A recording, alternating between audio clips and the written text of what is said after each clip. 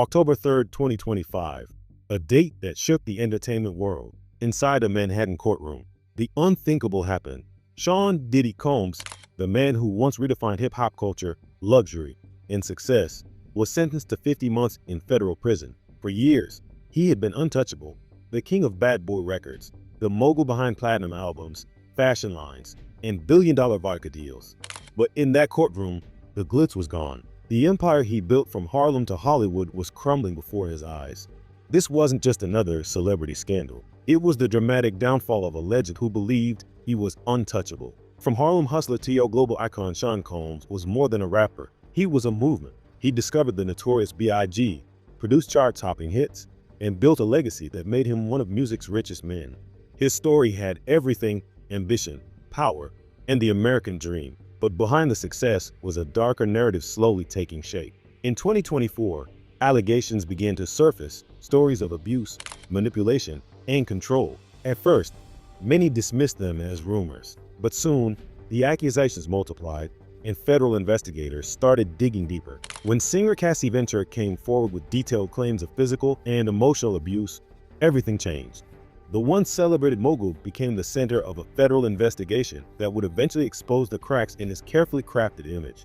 Inside THE courtroom by May 2025, the trial began, and the world watched as Diddy's private life unfolded like a movie script. Prosecutors described him as a man who used money, status, and influence to control and exploit young women.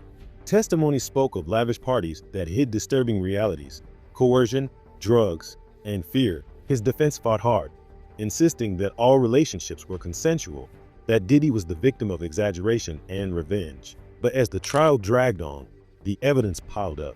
In July, the jury reached a mixed verdict. Diddy was acquitted of the most serious charges, including racketeering and trafficking by force, but convicted on 2 counts of transporting individuals across state lines for illegal activity. Even that partial conviction carried weight. And for the first time, Diddy, the man who once bragged, "Can't nobody hold me down," realized that even fame couldn't protect him anymore.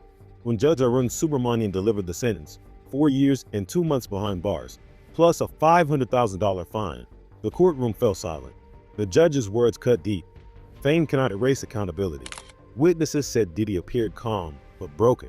His family sat quietly, his legal team already planning an appeal. Outside, cameras flashed as the world reacted: shock, anger, disbelief.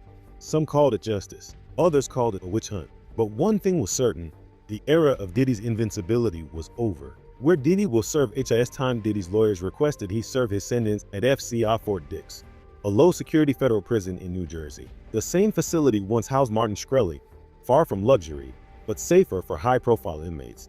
There, he will live under strict rules: no entourages, no private jets, no designer suits, just a prison uniform and a daily routine like everyone else.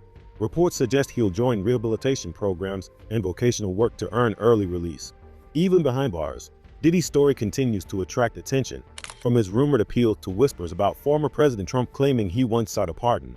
I have a lot of people have asked me for pardons. I call him Puff Daddy has asked me for a pardon. Every headline reminds the world that the mighty can fall. In just a few months, the man who once ruled music, fashion, and nightlife lost nearly everything. His image, once synonymous with celebration, is now forever tied to scandal and shame. His case sends a clear message: no celebrity is above accountability. From the outside, Diddy's empire looked unstoppable, but power built on fear and control was bound to collapse. And when it did, it brought down one of the biggest names in music history. Sean Diddy Combs once said, "Success doesn't just happen, you make it happen." But what happens when success blinds you to consequence? As he begins his 50-month prison sentence, the world watches the fall of a man who had everything and lost it all. Diddy's story is no longer about fame or fortune. It's a cautionary tale, a reminder that the higher you climb, the harder the fall. And this time, there's no remix that can save him.